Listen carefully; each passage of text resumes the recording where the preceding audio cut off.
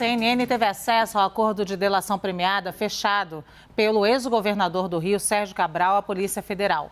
Em 900 páginas, ele teria revelado anos de corrupção no governo e no judiciário. A gente, então, vai ao Rio de Janeiro conversar com o Pedro Duran, que traz mais informações para a gente ao vivo. Pedro, boa noite.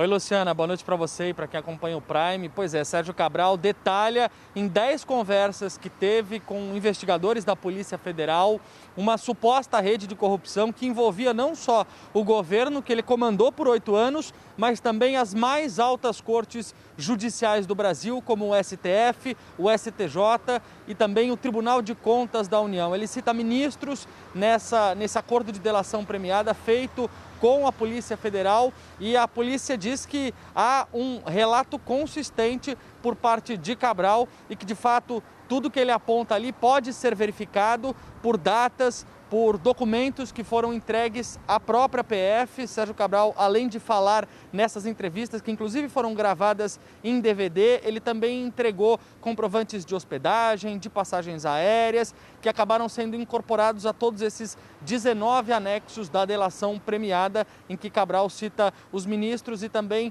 parceiros dele nessa suposta rede de corrupção. Esse acordo de delação premiada, a gente lembra, né, Luciana? Ele tinha sido homologado no STF, o ministro Edson Fachin até chegou a distribuir para que fossem criados vários inquéritos a partir da delação premiada de Sérgio Cabral, mas quando Dias Toffoli estava saindo da presidência do STF, ele anulou parte desse acordo e acabou rejeitando, pedindo o arquivamento de pelo menos 10 anexos desses que foram apresentados por Sérgio Cabral. Sobraram 7 anexos que foram encaminhados, 3 deles não tiveram andamento, 2 foram para o STF, 2 foram para o STJ. Mas na próxima sexta-feira começa o julgamento virtual no STF, a pedido do ministro Edson Fachin, para saber se 20 crimes, supostos crimes que gerariam novas investigações e foram delatados por Sérgio Cabral, vão ser ou não autorizados a serem investigados pelos ministros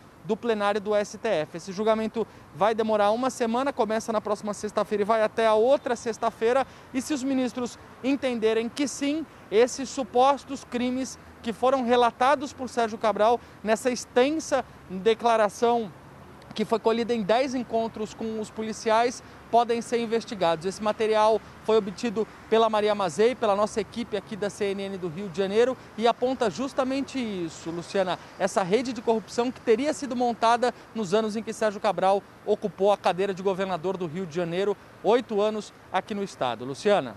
Muito obrigada, Pedro. Eu continuo nesse assunto ainda, a delação de Sérgio Cabral, mas para isso agora eu converso com o nosso analista Leandro Rezende.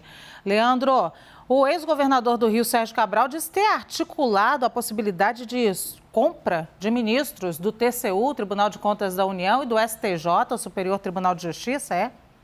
É isso, Luciana. Primeiro, boa noite para você, para todo mundo que está com a gente aqui no CNN Prime Time. Essa é uma das partes mais importantes da delação de Sérgio Cabral celebrada com a Polícia Federal. Só para lembrar como que essas compras de ministros teriam acontecido. E a gente está falando aqui do Orlando Diniz. Ele controlou por anos as entidades do Sistema S aqui no Rio de Janeiro, como a FEComércio, o SENAC e o SESC. No final de 2014, relata Sérgio Cabral em delação premiada, ele teria procurado o ex-governador em busca de um auxílio para conseguir resolver e vencer processos tanto no STJ como no Tribunal de Contas da União. Foram citados por Sérgio Cabral em sua delação os ex-ministros do STJ, Napoleão Maia e César Asfor Rocha, além de atuais ministros do TCU, como Vital do Rego, Bruno Dantas e Raimundo Carreiro, além do ex-presidente do Tribunal de Contas da União, Haroldo Cedrais. De acordo com Sérgio Cabral, esse esquema envolveria o uso de escritórios